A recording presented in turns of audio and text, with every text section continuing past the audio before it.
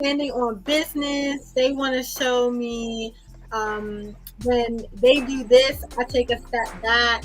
They want to show me people they want to show me Stewie dancing to Agora Hills. I want to show you what we have. So I don't even know Okay, if it's still okay, you need to fix your FIP. I Because just got back on TikTok. Like it doesn't know what I like except so crochet. these ceiling challenges are hilarious.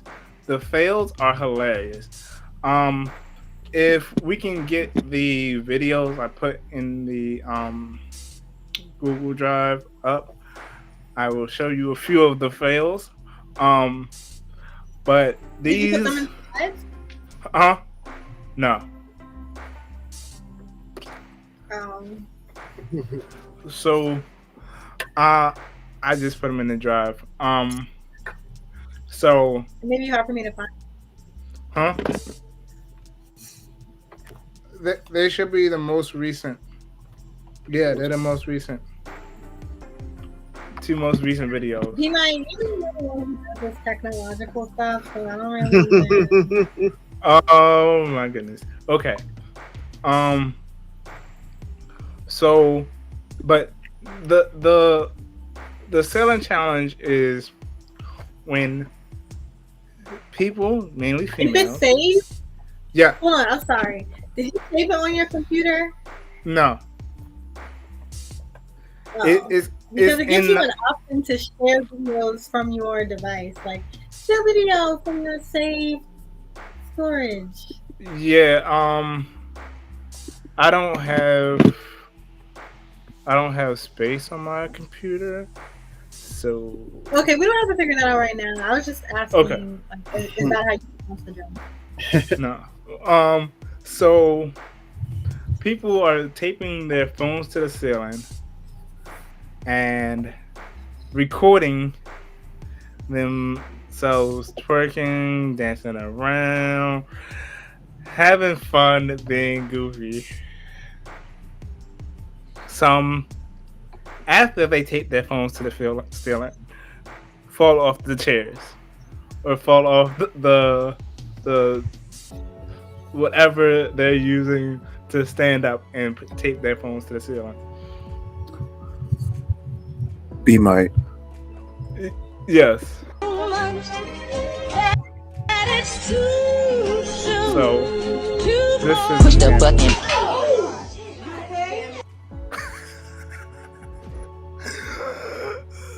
Oh my so that so that's one example of Yeah, but I didn't know what it was. Like, I saw a person taping their phone to the ceiling, but it didn't show me, like, what they did. so that's one example of a failed ceiling challenge. These people are risking life and limb and their phones to do this challenge because it's the internet. So TayDZ, have you seen anybody doing this? Not gonna lie to you. Oh, not gonna lie to you, Be my. When you initially introduced this to us, the operative word here was definitely the term twerk. And I was thinking, oh boy, B Might's For You page is probably nasty. So It's not nasty. It's hilarious because y'all saw what happened, right? Y'all saw the yeah, we the saw act- what happened. So that being the case, hold up, let me do myself back. With that being the case, if you saw this on your FYP, would you watch it all the way through to see the acting, to see what happens, or would you just scroll past? Okay, first, I would want to see what happens because it's so quick. Like within the first few seconds, first the angle catches you off guard because it's a bird's eye view. So like instantly you're intrigued because most of the videos you see on TikTok are face to face. You know, the side of somebody's face are usually at eye level. So the fact that it's above, you're like, what am I looking at? Because it's different. And then because it's somebody like propping something up, I want to know, oh, well, what are they going to do next? So I think I watched the whole thing and then I roll away. It's kind of a callback to Tay's story from last episode when he did that snuff on Omegle and he was just like, yeah, that guy didn't know if my friend was dead or alive, but he just rolled away because that's just how you do on the internet. It's that vibe. What about you, TayDZ? Yeah, I guess I'd watch it. I've been watching fail videos since the dawn of the internet, I guess. So, or since I've been using the internet. So, hold on. Same. Let me just clear reputation really quick. Dawn of the internet, I want you guys to know Tay is not that old. We know that the internet started in like the 60s or 70s. It was the ARPANET. Tay is not of ARPA era. He is of actual internet era. Millennial. We have a real life millennial on the show. B-Mite. Hold up, let me just put B-Mite right there, because you're not going to talk about Tay like he's a bird, okay? He's not a modern dinosaur. B-Mite, I am not some fossil. I'm not some near extinct animal. Talking about we found a real life millennial, guys. Ooh, hey guys, freaking the last survivor of the Civil War is here, guys. Ooh, go home, B-Mite. Hey, just to make you feel, not just to make you feel better, but I hope this makes you feel better. I, on a deep level, relate to you more than these Gen Zers. Because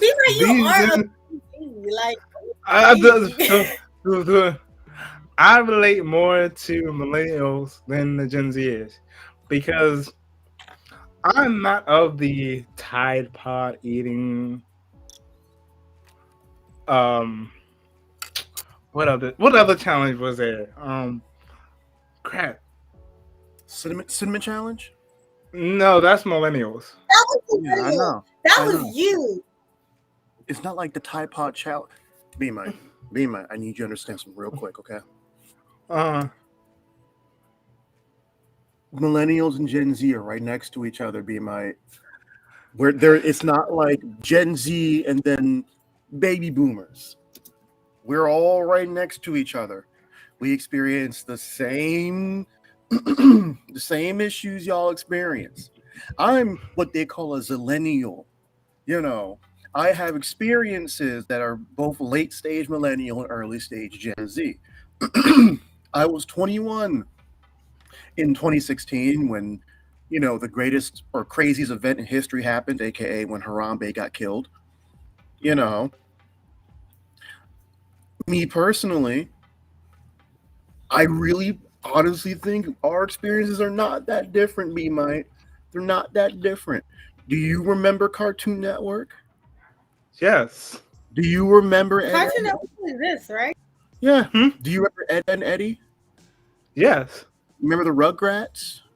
Yes. Remember the housing crisis in 07 or 08? Yes. Okay. Conversation with us. Okay. Freaking. Do you remember, you know, Waka Flocka Flame? Yes. Then we are of the same ilk, B-Mite. Okay. Okay. Okay. Let me just let me put this in perspective for you. Okay. Let me put this into perspective for you. Most Gen Zers don't know what a Radio Shack or a Blockbuster is. Okay. I do. And most millennials don't know what a Piggly Wiggly is. Okay. I don't know what a Charleston Chew is. I'm sorry, B. I mean, I've heard those terms. I know what a juke joint is. Yeah, I know what a juke joint is. Unfortunately, Same. But that's because I'm black. Yeah. Yeah, but back to the freezer topic. These people are risking life and limb to do this ceiling challenge, and it's people dressing up as old people, and then a stitch of someone acting like a care worker, and then it's all jokes, and then you get the freaks who actually succeed, and then who actually succeed in taping their phones to the ceiling without falling off the chair or whatever they're standing on, and actually succeeding and actually doing the twerking. And then there's the videos of the ones who have boyfriends or significant others who just come in and stop the whole thing, shut the whole thing down. So, yeah, that's the ceiling challenge.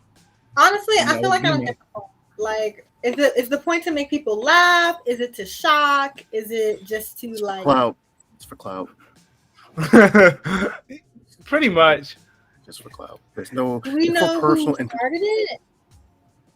No, I've been trying to find the original video, but I can't find it. I feel like most memes are just government psyops.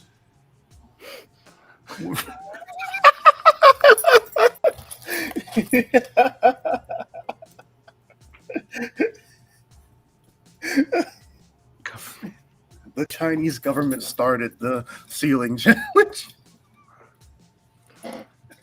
And everybody was like, okay, cool, let's do it. That was a nice freezer, B-Mart. Thanks, you might. And we'll be And back. 5. Oh. And that was Be My Freezer.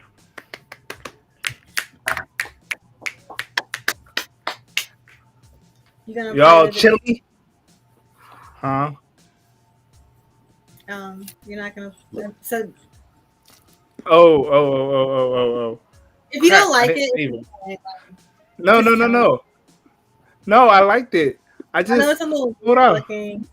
It looks like you don't blink. Like the picture of you looks like you don't blink ever. Wait, I didn't save it, and it's not in the. Is it in the Google Drive? Did you put it in the? You didn't put it in the drive. I don't remember. You know what? Maybe let's just look for it, and we can come back and play it. Cause yeah. All right. We don't want to. We'll be back after a quick break.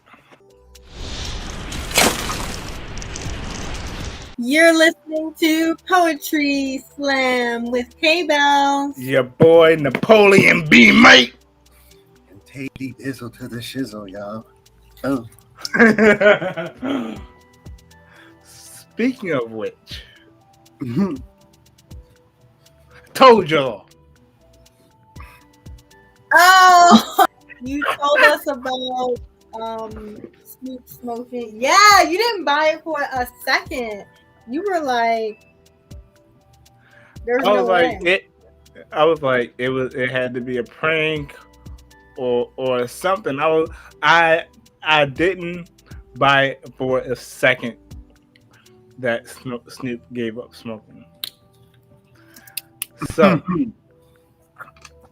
y'all gullible. That's all I gotta say.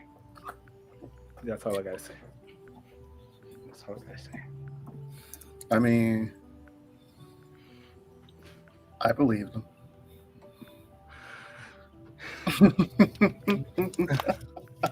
Okay, so for the rest of the show, we are going to talk about how Gen Z missed the club era. We're going to answer the question, can you create in survival mode? And we're going to talk about what some of our followers had to say about that. We're also going to discuss the topic of psychophilia, and we're going to do poetry news followed by our slam. So stick around for what our slam topic is going to be.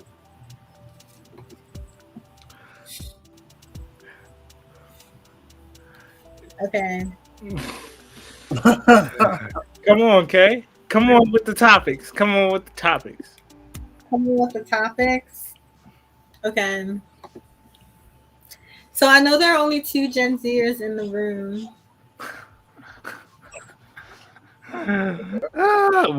One Gen Z. Who? What are you looking for? My recognition. So basically, oh, okay. So there were some Gen Z or Zoomers. I don't like that term, Zoomers. People make fun of boomers, and it's like, why even be that close? But basically, people are discussing whether or not clubbing is in its flop era. Like, I remember when I was growing up, I didn't really watch Jersey Shore, but there would be like some odd nights and I would flick on MTV and it would be marathoning. So I have seen some episodes, but like those were people at the time who were in their early to mid 20s and they were like out partying with their friends. Same thing with like those shows like The Real World or like just in movies and stuff, you know. I kind of think I had the idea that by the time I got to this age, my life would be more exciting. Like I would be able to go out to places. And at first I thought, oh, it's not like that now because of where I live. Like Baltimore used to have a pretty active, you know, club scene. At least my parents, like growing up in the 90s, like they would go out every weekend. They were just places to go. But nowadays, especially in our town, it just seems like, you know, clubs are dead. The ones that are open, like unless you're into, like you have to find a club that's right for your vibe too. Like you can't just go to any club, you know. So it's like if your pick isn't there, there's nothing for you. And I kind of thought it was just me and where I live, but there are lots of people who are in Gen Z who are feeling like clubbing is in its flop era. So, what do you think about that? I personally agree that clubbing is in its flop era because, excuse me, because for one, it's there's no clubs in Baltimore. Like even in Towson, there's some bars but you wouldn't consider them clubs.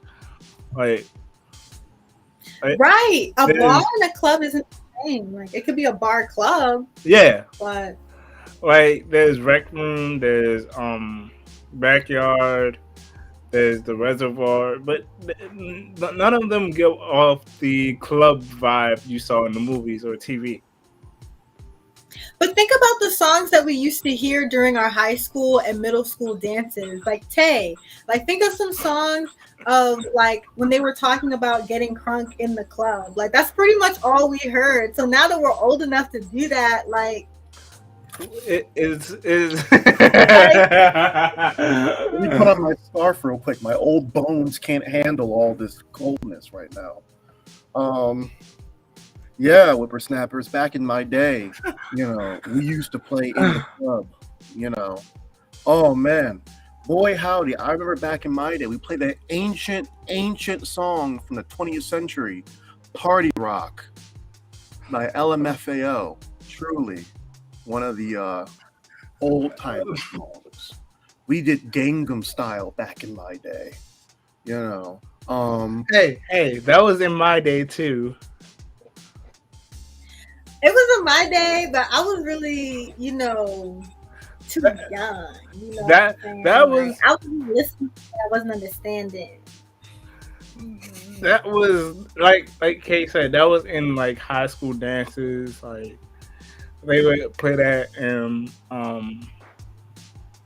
at like Oh my gosh, like DJ Khaled's throw your hands up and let them stay there and let them stay yeah, there. Like that was middle school dance for us. But like the people who are already grown up, like that was the club hit. exactly. it's But fun. like Yeah. I feel it's easy. Oh, I'm just going to answer your question straight up. If it seems like clubs nowadays aren't as prevalent, it's probably because of multiple things. First off, Ain't nobody got the time or the money. They working or they sleeping. Then hoping they get paid. yeah, like they working and they sleeping. Second,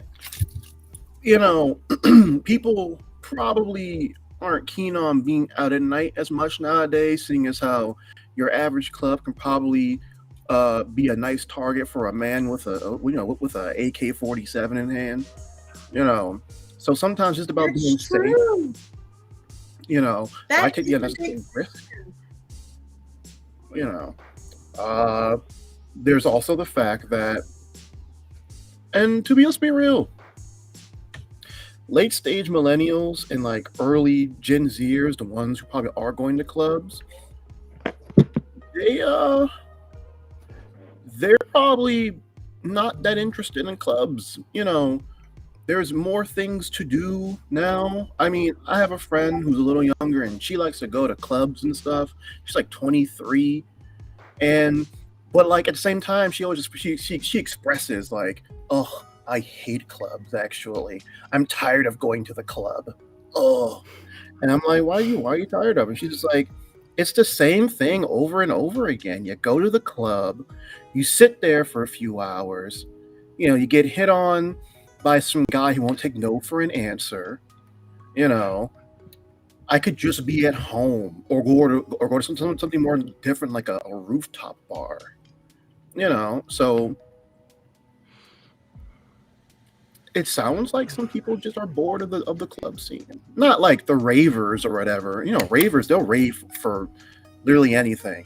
But like that's what I'm saying. Like for people like that, they go to special clubs or like concerts. They go to festivals. That's music festivals. Yeah.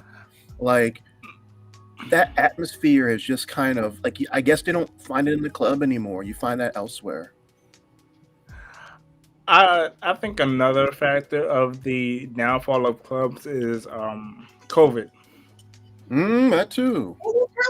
I remember before COVID, I would look for things to do.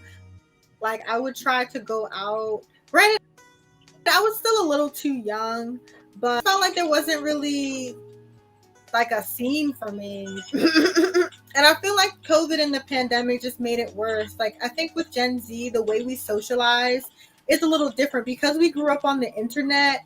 We're in this era of we've made online friends. And I think for some, those social skills don't really translate to offline. So when you get into a space where you're around a bunch of people, like there's a technique for how you have to socialize. First, you have to feel comfortable with first being that close to so many other people. You have to like understand the etiquette of just having friends of the moment, and I feel we live in a culture where when people our age group feels socially uncomfortable, instead of trying to branch out, we just pull out our phone and like, go into a different space instead of embracing the moment. Like a part of embracing being at a party or at a club where there are a bunch of other strangers is you have to be a part of it. You have to really embrace all the different types of people who are there, the different songs you may hear. Like that's what makes the scene the scene.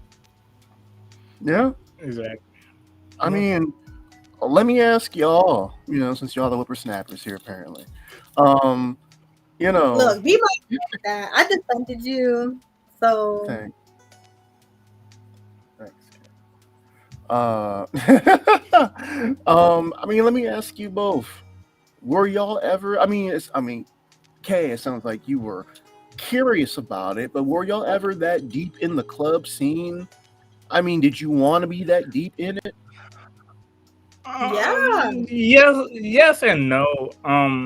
When I was younger, I wasn't really. I didn't think I would be a drinker, but times get tough, and hug me, Mike. Jesus Christ. Yeah, Jesus. Y'all remember me in college? I was yeah, you was. You down the whole ball of Mad Dog. We know, B Mike. Oh my, I don't think I can show that on here, but I mean I could. But Look, I'm keeping something. I'm keeping some things to my chest. So I won't say everything about you.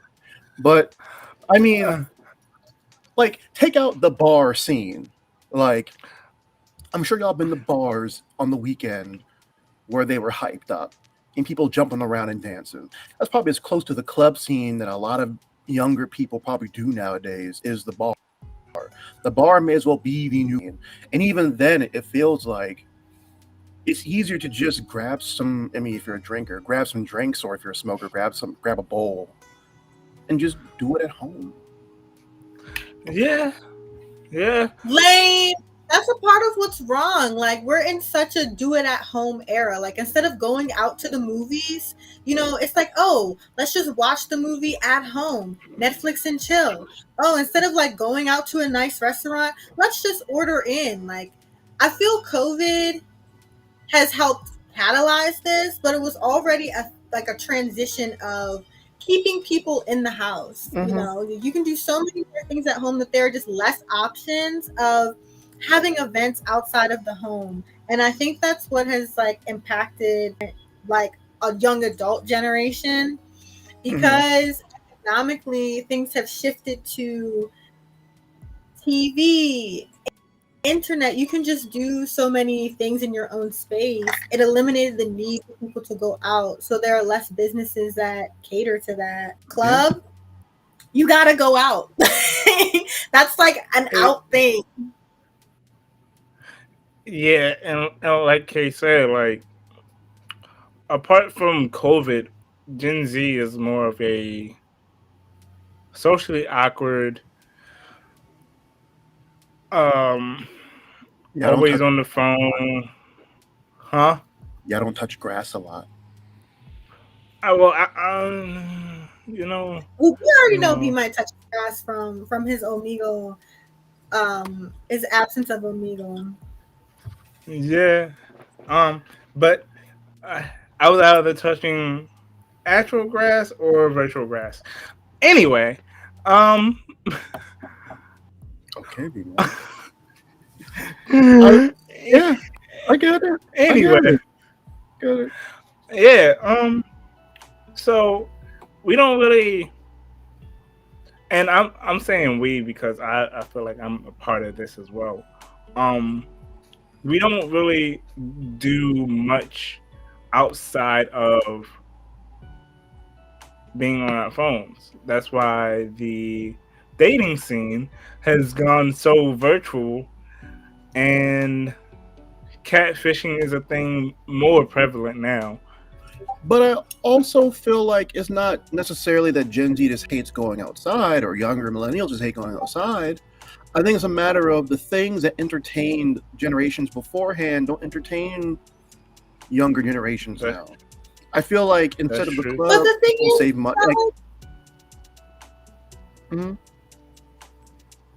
Sorry, I didn't mean to cut you off. But the thing is, it's not like the generation doesn't have the desire to go out. The desire is still there. And that's a part of what this article is about. And yeah. I'm so sorry. I think younger people are looking for different experiences. I think instead of going to the club every weekend, why not save your money and go to that cool music festival? Instead of going to the club every weekend, why not save your money and then go on that cool like trip to South America you always wanted to go to? Those are big ticket items. The thing about the club is you could do that in a weekend, just like going to the movies every weekend. I mean, the difference between like a bar and a nightclub, I just want to draw up this difference really quick. Bars are about getting patrons through the door through like drinks and food, and nightclubs are to emphasize experiences and entertainment. So like you would go to the club if you want to like listen to music, dance all night, like enjoy a show. But like you really go to a bar to like more, I mean, meeting somebody at a bar is not ideal, but you go there to more socialize. Like you can play a game there, like billiards or something. Yeah. But so, I guess it just sounds like people want to do new things in just the club. Like I think people can just be organized. It doesn't have to be eliminated. know. I mean, yeah, I'm sure. And maybe like for instance, like with my friend, maybe she would rather go to the club every once in a while. She sounds bored of it. Maybe instead of like she said, she'd rather go to a rooftop bar. You know, that's something new. Yeah. That's just what happens when you do the same thing every weekend. Like I used to go to parties every weekend. I used to go to house parties every weekend. I'm just like it was fun, but it was also like I want to do something different. Wait. There goes. Wait. So we have B Might's party phase and K Bell's party phase. Wait. I don't want to be like into that, but once again, I just feel calmer about it because I'm older. I feel like when you're younger, like closer to the age of 21, you're just really very much like, let me get out there. Like I'm so excited. But when you get even just a couple years older, you're just like, okay, I know I have a better idea of what I'm into, what's worth my time, what it takes to go out. Like when you drive a car, you get an Uber, those are resources, how much money it's gonna cost, who you go with, what you need to have fun. Yeah. Wait, hold up. Let's back up a second. K Bellz, you went to house parties? Something like that. I mean, we don't have to get into. Wait, no. We're not just gonna skirt past that little gym there, like it's a stop sign. We gonna stop at that stop sign real quick. We're not going to do no California roll around here with that. I don't think that's what you said it was. Yeah, it's a gym because I've known you for about 2.5 years. You don't seem like a partier. I think at the time you met me, I was dormant. And I think now I'm dormant. However, I like to have a good time. Okay. Sounds like you and K Bell either go to a house party or go to the club. No, we don't. No, we don't. Yeah. Because I want to see K Bellz in the club scene, in the house party scene. I would be so fun. Okay, I'll tell you the first time I went to the club. First of all, it's not even open anymore. Like a lot of the clubs in Baltimore have closed even like as recently as last year. But okay, I went to this club called the Grand Central. I didn't know at the time that it was a gay club, but it didn't even matter because there was hardly anybody in there. And I was not even really old enough to be in there. I mean, I was, but like I wasn't old enough to drink yet, I don't think. Which means you wasn't old enough to be in there. Exactly. I wasn't in there? Oh, yeah. No. Maybe, I don't really remember. If you had to pull out... Never mind. Oh, wait, no, I'm not old enough to be in there because my friend and I snuck in. That's what happened. Like, There we go. So if you had to pull out that we didn't even do that schmake. I never had one of those. I didn't spend $75 on that. I kind of wish I did just to have the relic. Oh wait, hold up. You know how much it was?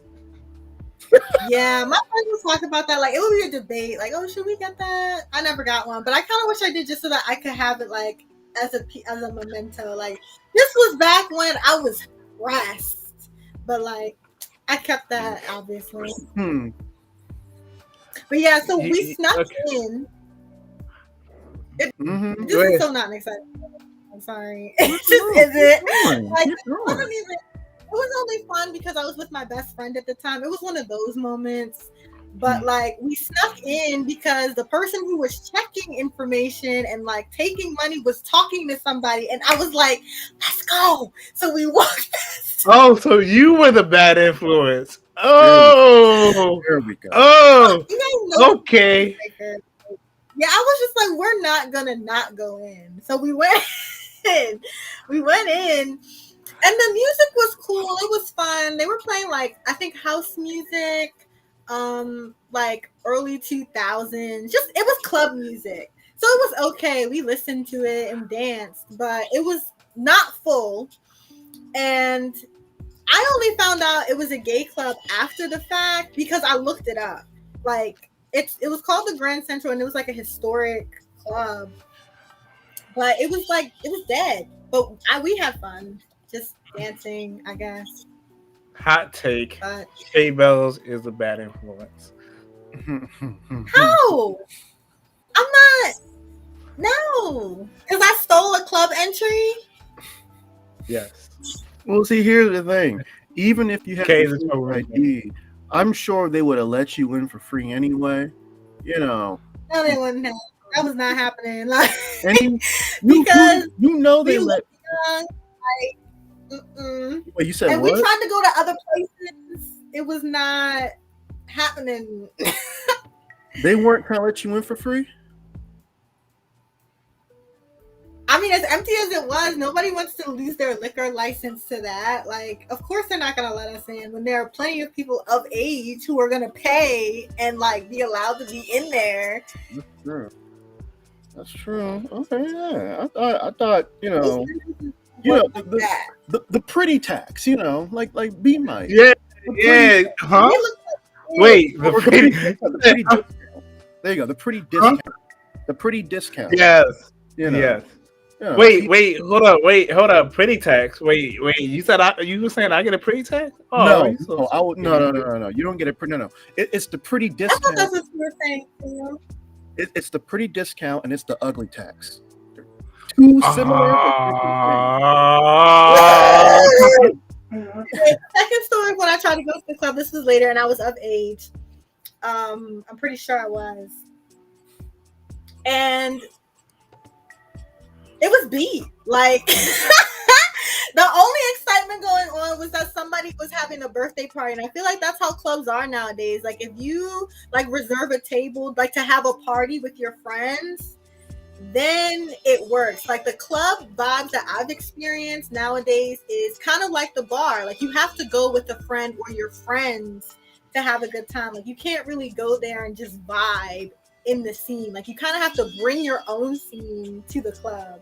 Yeah, why would you go to the club by yourself anyway? That sounds kind of wild. You used to be able to do that. Like if you just go to the club all night. I mean, that don't sound fun. No, it don't. Unless you busy.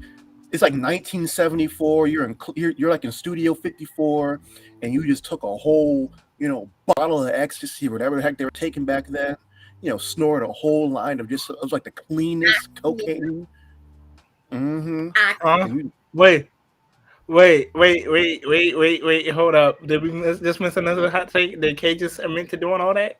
Hold up. What? No. Wait. I don't do drugs. No. You might try to get her convicted. That's crazy. You might try to get her. You know what? We've gone too long without saying a poem. So yeah, I definitely agree. Gen Z missed the club era, but you know what? We're still alive. We can make the scene we want to be in. Yeah, that's facts. Yeah, that's facts. All facts, no printer. Okay, so I'm gonna move on to the next topic because I have a poem that goes with it. B Mike, do you have a poem that either goes with what we just talked about, or do you want to bring up a topic to introduce something new? Go ahead and do your topic. Your second topic. Go ahead. So on the Poetry Slam Instagram, follow us at Poetry Slam on Instagram. We asked our followers, can you create in survival mode? And at first, our poll was tied, then we did it again, and the majority said disagree. So let me just double check the post really quick. Hold up. The post was okay. I'll do the topic for the post real quick. You can't create in survival mode. Agree or disagree? So, can y'all explain what survival mode is for our people? So, survival mode is just when you're not particularly thinking in a creative mindset. You're just working. Just working. At least that's what it means to me. So I'm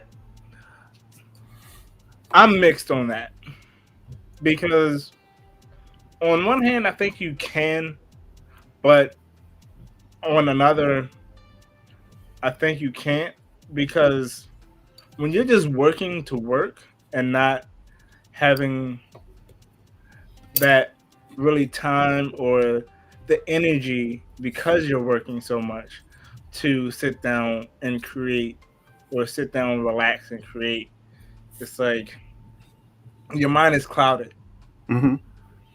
So you're just working to survive, working to make money, working so you can have enough money to eventually just sit down and create.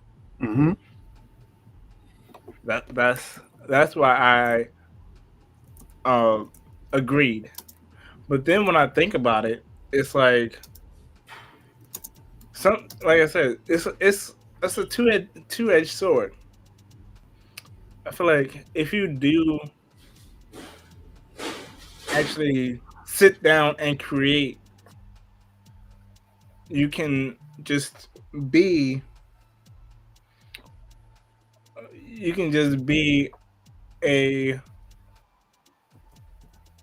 you're not in survival mode. You're in a comfortable place where you can just be. And that's why I disagreed. Okay, Bellz. What poem have you crafted? That's why I agreed. My bad. Okay, Bellz. So to create in survival mode, I disagree with that. For me, survival mode is when you can only focus on your basic needs. I have to go to work. I need to eat. Like, everything you do is directed toward what you need. And when you're out of survival mode, that means you can think of fulfilling your wants. Like, oh, I want to go for a walk, or I want to call my friend and talk about this thing. So I disagree.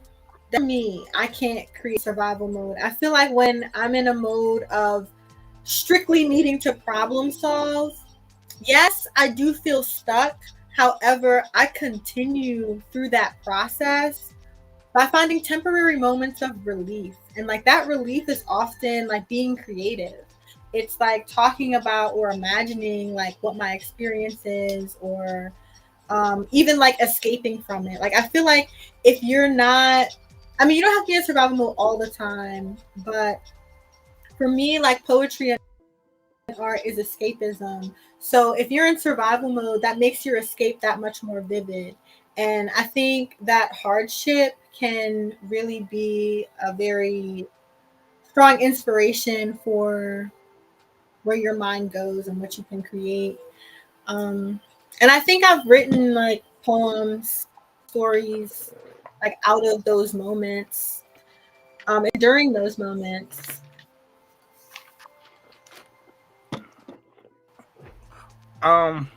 Most of my poems that happen in those moments are sad and depressing. That's what I've realized. And I don't like to personally create sad and depressing poems. So I unfortunately for the moment have toned down my creative moments. I haven't had a poetic moment in so long I can't even remember. And it's just like, why? And I think, oh, huh, I'm in survival mode. Mm.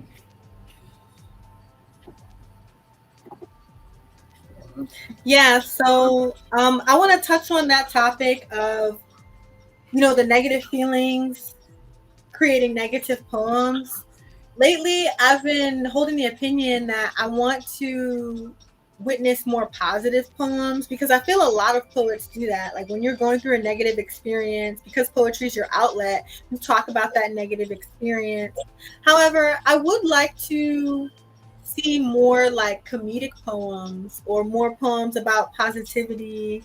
And then for myself, I want to write more of that stuff because I feel, um, especially like Black people criticizing Black art, especially with films, like we've had, well, I'm speaking of we like on Twitter or X talking about, oh, we don't want any more Black trauma films. We don't want any more, TV shows based on like the negative aspects of some Black people's lives who live in bad neighborhoods or are involved in drugs and things like that. But then when I look at Black poets, we're talking about trauma stories. So it's like, I definitely want to be exposed to more Black artists who are telling positive stories. And I want to be one of those artists too.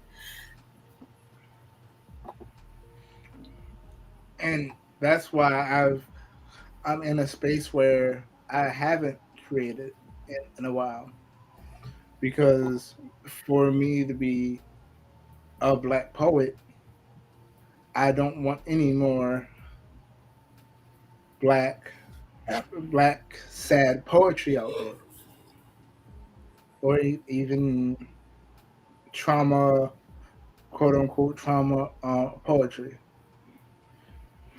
So Wow. I didn't know you felt that way, B-May. You know what? I want to get two poems off quick so we can get to Tay's poetry news because we're coming down to the last few minutes of our show. And, we're going to have to do better with the time next time, guys, because we didn't even get to all of our topics. But let me get these poems off. And Tay, you can't have the rest of the time. Okay. This poem is a little explicit. It's called Busted. And I guess it was inspired by me being in survival mode because I was having a hard time with somebody at work. And I felt like I finally got him back. So okay. you might be calling me a princess after this one. But if you don't know what that means, stick around for a poem about it from me. This is called, I don't even know if I can read this like online. We're just gonna pretend you guys aren't there. Am I ready? Okay, I hear no music. I'm gonna read two poems. First, I'm gonna read "Busted," and then I'm gonna read "Last Ride with Rhodey." Okay. Oh wait, I have three. What? Why are you breathing? Why are you breathing? I'm gonna put us in the background now, so you can focus.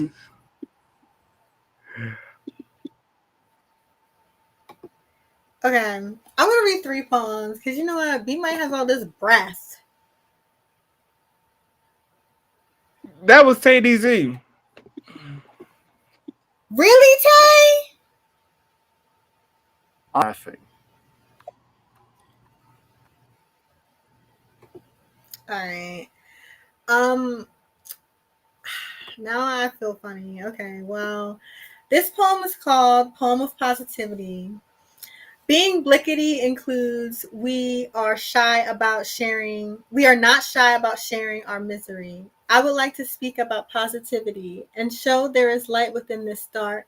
I am young, however, I've been black for a lifetime, and I shine from fulfillment, not lack of approval. Bellz. That may have been better off as a Threads post. This poem is called Busted. It was inspired by one of my coworkers giving me a hard time, and I finally got him. Busted. I busted his nuts wide open. Don't you get it? I live for this. He tried to fist bump me. I punched his knuckles. They cracked like I wished. Bellz. Wait. Wait. Hold up. I have one more poem. But okay, we'll come back to the last poem after this poem.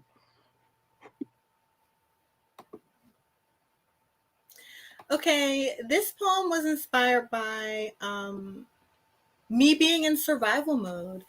Just yesterday, my dog passed away. She was my best friend for more than half my life. And it was very difficult driving her to the hospital, like during her last moments. So in remembering that and how it made me feel, it inspired this poem. This is a work in progress, so I'll only read one stanza of it. Last ride with Rhodey. My last ride with Rhodey ended with her looking like a teddy bear with the stuffing out. She toughed it out with me, thugged it out for me, soldiered through her dying breath. I hollered and screamed out in pain, sadness rising in every breath. As my best friend lay breathless, I sat her in the front seat. She jumped in the back. She was down for the ride. She just had to lay down during this one. I miss her waiting at the door, always wanting to go somewhere. I miss her looking eyes full of words she could never say, only show with the touch of her nose and an outstretched paw or licking her fur. My best friend is gone. As I reached a lifetime, hers was done. 16 years, 2 months, 20 days, my dear Tokyo barked her last bark, ran her last run, did her last jump, and enjoyed her last dinner. Bellz.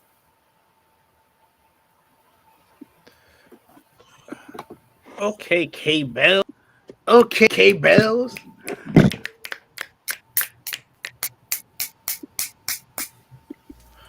Yeah, I'm definitely gonna revise Last Ride with Rhodey, but like that's the beginnings of it. I mean, that was nice. Okay. That's really beautiful. Back to Busted, because I'm gonna get back to the last ride with Rhodey. I'm gonna get all right back to that. But Busted, but yeah, I got him. You busted his what?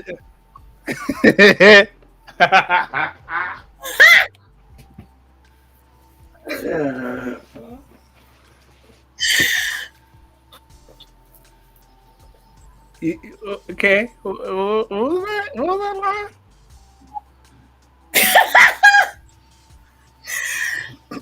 I busted his masculinity. I busted his manhood. I took his mediumism away from him. That's not what that means. It isn't? No. What does it mean? No. I'm not. I'm not gonna explain it on camera, but that's not what that means. It isn't? No. Oh my gosh! Now I'm confused. I'm nervous. I'm not. What does it mean? Like now I'm really confused. What? Type it out. Type it out. Look, I'm not gonna hold you. Sorry to any sensitive viewers out there. I thought you said in the beginning that you busted his nuts.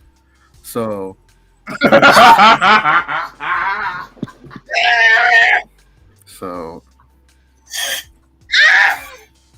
I hope others have different interpretations, but I'm really nervous.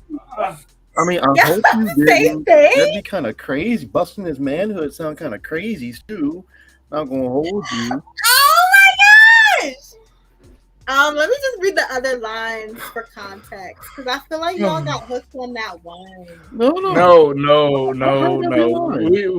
We heard every line, but when you start a poem with that, it's kind of wild.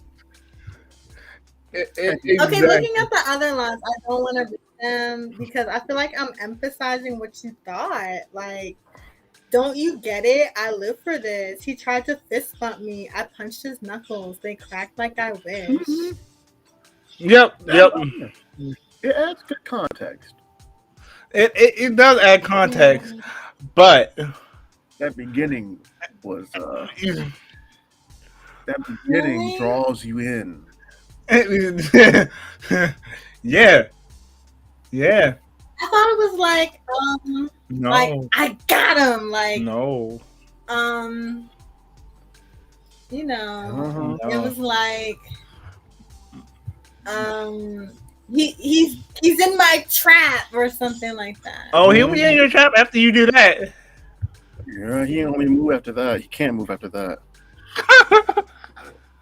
Yeah. Wow. Okay, that's a little awkward. Like,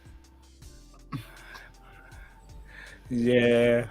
So I mean, I'm glad we're following lines in context, but that's not. Hey, don't change the first line. You know, it pulls you in. It makes you go, what?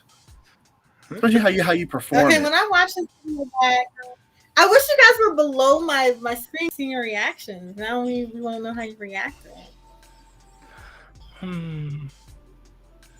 Well, but between TayDZ's breathing and me wanting to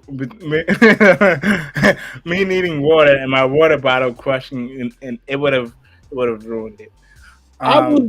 You know what? All right. Oh, okay. That's wild. Oh well, you know. No, I was just saying I got him good. I got my revenge on him. Like yeah, that's one way to take revenge. I mean, that's the main way. Like I said, the context helps. It's just that beginning really makes you want to spit up whatever you're drinking. It's kind of wild. Oh wait, so like that phrase does mean what I thought it meant. It's just you took it differently. Like as soon as you heard it, that was your thought. But what I thought it's that too. Like it has two meanings. What's the first line again? Yeah, Kate, say the first line again. I busted his nuts. It's like saying, "Oh, I'm just busting." I'm saying that. I mean, yes, you're right. If you would have said it that way, then I would have been like, "Oh, okay." Right. I immediately know. But for that millisecond, I was like, "What the? What kind of poem is this?" Yeah. So, but you know, it was still a good poem. The emotion you performed with really helped put it over the top. Yeah. I might have to delete this whole video. No. I might have to cut this out the video. Make this a reel. What you mean? Exactly. Make this a reel, okay? Yeah. I don't know about that. Okay, well, those are my poems. Tay. Oh, we said my last 30 poem before Tay does Newz. I kind of had a similar experience as that, but it was just like I thought it was one thing, but it ended up being another. So I thought we were just dropping them off to so they could get help. Mm-hmm. Um, but it ended up um with because we weren't. It was during COVID, and Mm-hmm. we weren't allowed to go in to the not to the vet to the shelter. Mm-hmm. So I thought we were dropping them off so they could get the help they needed because Mm-hmm. we couldn't provide that help because of medical bills. The medical bills would have been too much. The vet Mm-hmm. bills would have been too much. So I thought it was one thing, but it ended up being them being put down. So yeah, that's that's my relation to Last Ride with Rhodey. Yikes. Yeah. Well, it's a good thing you didn't go in because Yeah, yeah, yeah, it's not. yeah. All right. Now on to a more positive note. It's time for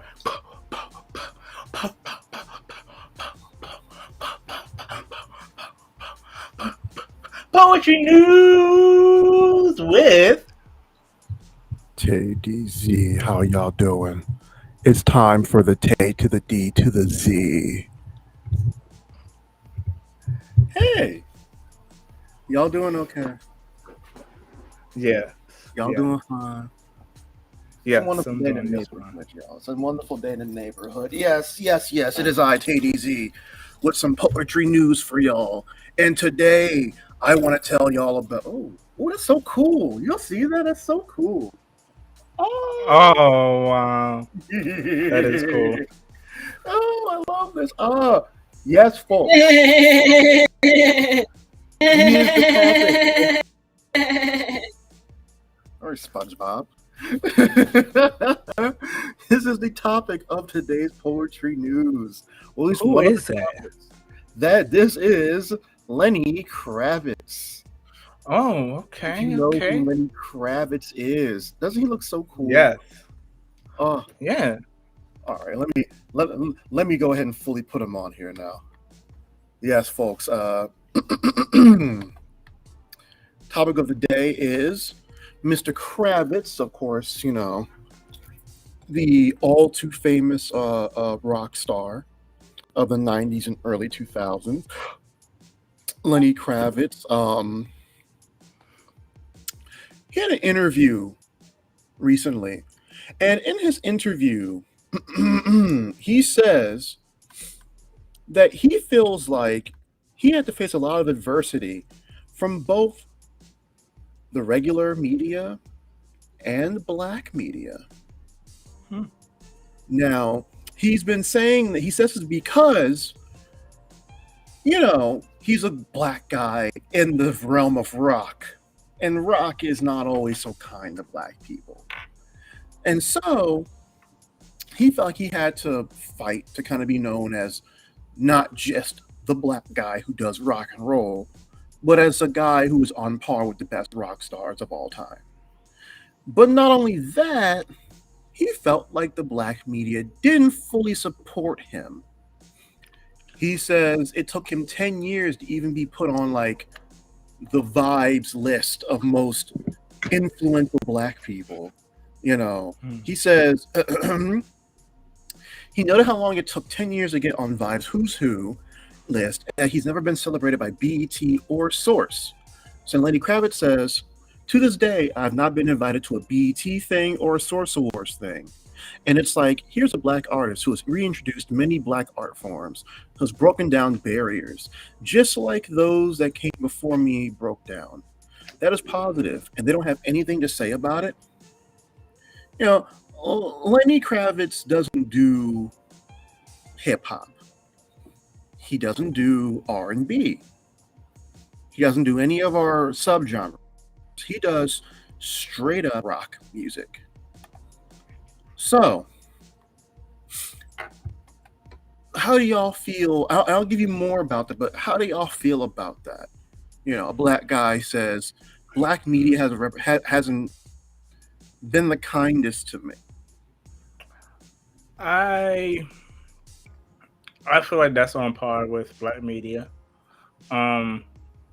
because we and hear me out, because it there's another black rock star, um, dang, I can't, his name is like on the tip of my tongue, but it's escaping me at the moment. Um, Jimi Hendrix. There we go. Mm-hmm. And he's, I don't know what black media was like back then, but nowadays it's more of pop and hip hop. There's no really, there's no real love for other genres. Like we do There's R&B. pop. Yeah, but those are the only three. Those are the only three we give love to. We don't give love to rock. We don't give love to alternative much. We don't. There's not really any black country stars who stick with country. Darius Rucker. Well, even him, he's more of in the era where we were accepting of black people in other genres. In my opinion, anyway.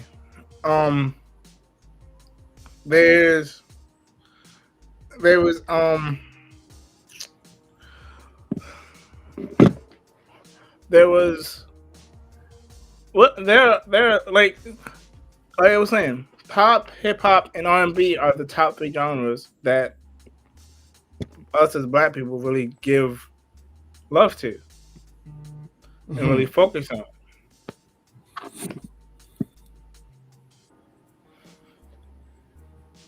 Well, rock and roll is just R&B sped up. True. That's true. Mama Thornton said that. Mm-hmm. She was one of the first black rock stars, black women rock stars.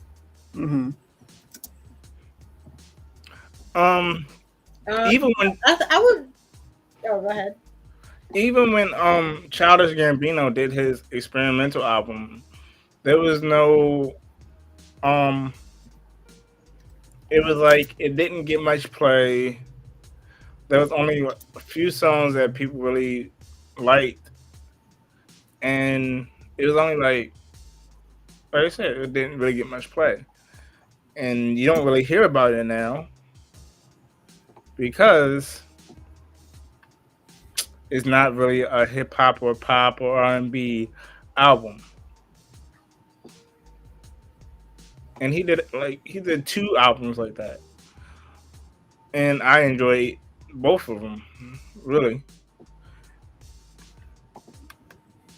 But yeah, I feel like that's an example of music genres being segregated. I think for a long time, like rock and roll, although it started with African Americans, it was like we were sort of pushed out of it, especially when Elvis Presley became more famous and he was a mainstream artist, and he became the face of rock and roll, especially in the 50s and 60s, because during that era of segregation, like although black people, we had our own clubs and things, we were very much underground, and like I think it was like music that allowed us to like sort of bridge into white clubs, and then when there was finally a white person like singing and performing rock and roll, it made it like acceptable for white people. And then once that happened, we weren't really a part of the mainstream form of it like that anymore. Mm-hmm. And I feel it's still marketed very much to white people. Like, and I'm just saying specifically white people because I can't even think of like a Hispanic Carlos Santana. Mm-hmm. But like, I think there are segregated music genres like the blues, R&B, like all the ones that we've talked about. I just think it's sort of like redlining. Like black artists are still sectioned off, and I think it's just sort of a coded way of thinking. You know, black radio stations still have to make money. Like R&B is still our most popular genre, so I think also now it's a factor of it may be not economical to try to like chance, you know, an experimental or like less popular black genre because you don't want to lose out. But it doesn't mean that black people like don't work in these genres or aren't good at making this music or aren't present in it. I think it's just the result of how the world was and that we just haven't shifted away from it or like heightened our awareness enough to be proactive about changing. Chuck Berry was the first rock and roll artist. Mm-hmm. Among them, yeah. Then Elvis came, and pretty much he did the hip swivel. He had the look, and he became the king of rock and roll. When really, if we want to be completely honest, Chuck Berry should be the king of rock and roll. Or Fats Domino. Whitney Houston. Oh no. Tina Turner. She was a rock star. Well, she's considered the queen of rock and roll, so right. You know, so they get we got one, but yeah. Michael Jackson was a rock star, but they call him the king of pop. I mean, he did like push. Michael Jackson did a lot of genres, honestly. Yeah, like I think King of Pop fits him perfectly because pop is an ever-encompassing genre. That super genre. I think with him, he like pioneered pop though because his sound was so popular, and just what you said, he had so many different sounds. Yeah, he I said he. He's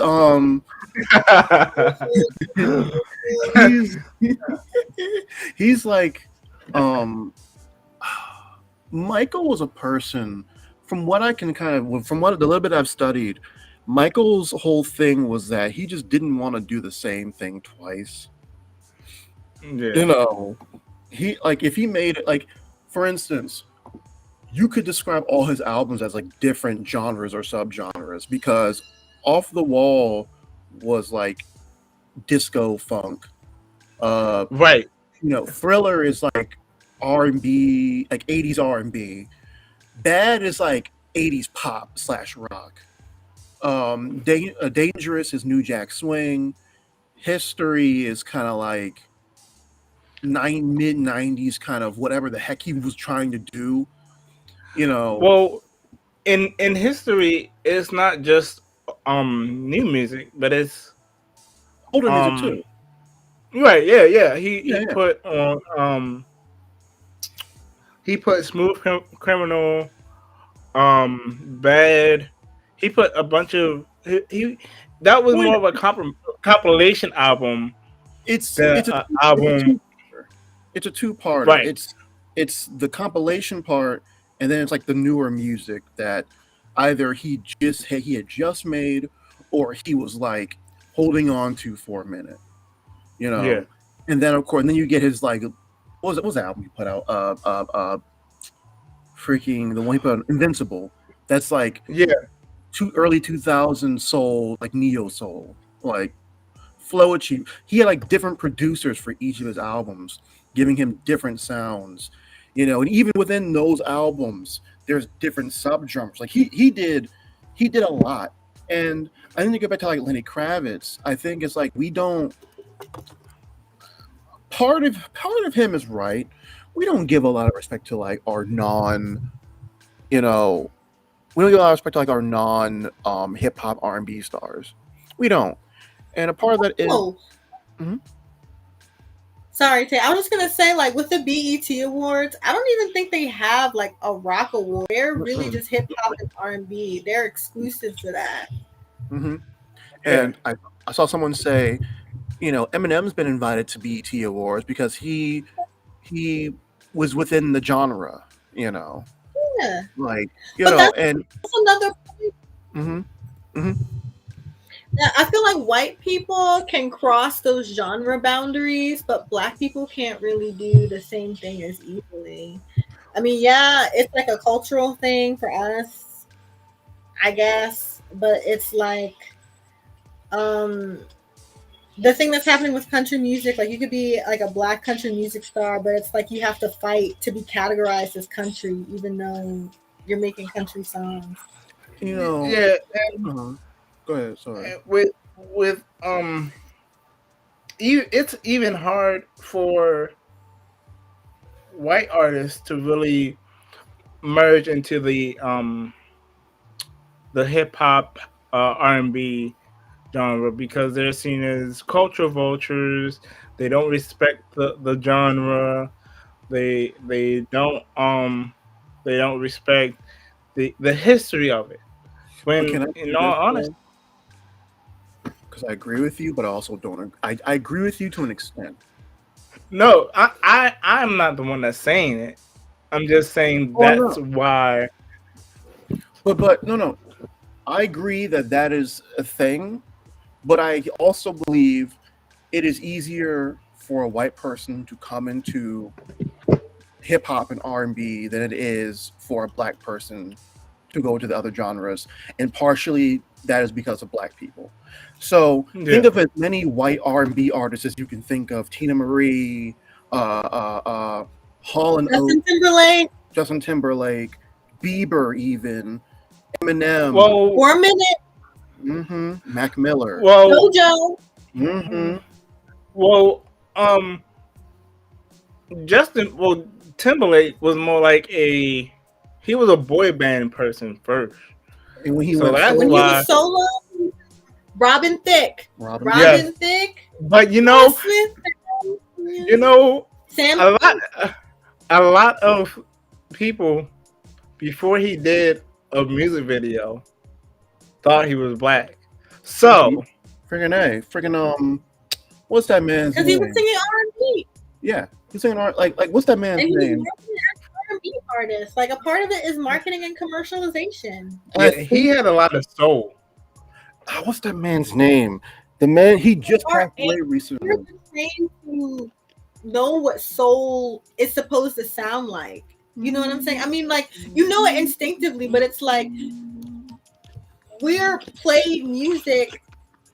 I guess that sounds soulful, or like we're told that it sounds soulful. You can think it on your own, but I just feel like there's a part of marketing that tells us to associate soulfulness with like this particular sound, and because we connect it to like a black person, we instantly think the person who's singing is black, but that's not So always the case.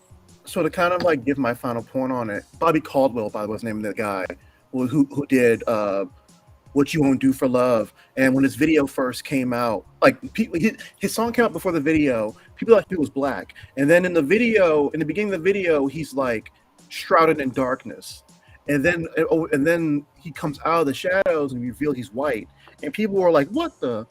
But I think it's almost like we black people, or a lot of black people, we see it as almost like a novelty, kind of like a, oh my gosh, like when a white person does the genres that we're known for, because it's like, oh, white boy has soul, that's nice, and we're more eager to take them in, we're more eager to let them come to the cookout because that's cool to us. Like they're trying to do the things that we do, and we can tell what's genuine and what's not. Like, we knew Miley Cyrus wasn't genuine when she was in her bangers era. We knew she wasn't genuine about that. You remember Miley Cyrus and her bangers era? I thought her bangers era, she was making pop music. And I also feel like culturally Black people are like that. We're like that because we want to be accepted. Like, regardless, we're still not the dominant population in society. So it's like, oh, you're trying to get with us? Great, because we're always fighting to get with them. And so, but also we're so weird about Black people branching out and doing different things. And that's why I feel like Lenny Kravitz. I feel like that's part of why Lenny Kravitz doesn't get as much credit as he does within the Black community, because we're so funky about, like, you know, oh, you doing that white people stuff, aren't you? You know, like, how many people have heard that before in their life? You know, like, I've been called an Oreo. Yeah. I've been told that I talk white, and I feel like that's a thing within our community where we've just reinforced the rules that white people have put upon us within our own community. I think it's a subconscious thing. Like, we don't even realize we're doing it because it's like we're taught to try to fit in with that social standard. And in doing that, we put each other down instead of embracing our culture for what it is. So, yeah, you know, and as a small little additional thing, I saw some people say that part of it is Lenny Kravitz's fault because his agent, white guy, was telling him to not interact with Black media all that much. So take that for what you will. So, you know, that's that piece of news. Real quick, you know, Henry Kissinger is dead. The internet is celebrating, and it's kind of crazy. Henry, hold up. Henry Kissinger. Henry Kissinger is the former Secretary of State of the United States of America from the 70s and like the late 60s. Everything that if you think that America gets involved in too many things and costs a lot, you know, especially other countries' political movements, and ruins those countries. Yeah, Henry Kissinger was probably the father and or at least the granddaddy of that, depending on who you are. He helped destabilize Vietnam. He helped destabilize Laos, Cambodia, Chile, a bunch of African countries, you know, Pakistan and Bangladesh, you know. So basically, when he's known as a really awful person because he basically was just like, well, body's a body. So there's actually a subreddit called "Is Henry Kissinger Dead Yet?" And when wait 1 second, a body's a body sounds crazy, right? Yeah, it's worse in more ways than one. I'm not gonna let you laugh for 20 minutes on this one, B-Mike. Not this time. But yeah. But yeah, I just want to get to that real quick because the internet is celebrating. The subreddit is Henry Kissinger. Is Henry Kissinger dead yet? They celebrated. They're having like a party. Freaking people from Cambodia and Vietnam and Laos and Bangladesh and Chile. Oh, they're having parties about this man. But here's the crazy part. He lived to be 100. So, you know, the worst person you know got to live a full life, bro. Crazy. How is he allowed to have that much power like that?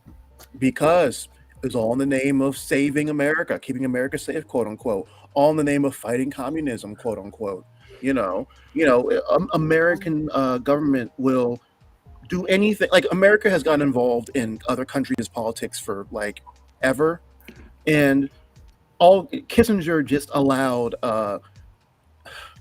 If you do the math, Kissinger's policies have probably gotten as many people killed as the Holocaust, and that's kind of crazy.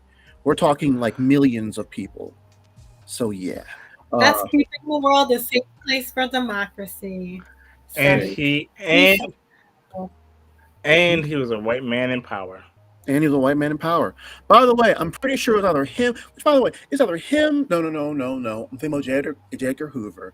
J. Edgar Hoover was the head of the FBI that's a whole other story. Just know, Yeah. just know none of them were good people. None of them were good people. Yeah. So Okay, yeah, thanks for that update. yeah. So just want to go over Henry Kissinger real quick. Uh, in the words of the internet of rest in piss. So yeah. Right. Anyway, Yeah. That was Poetry News. And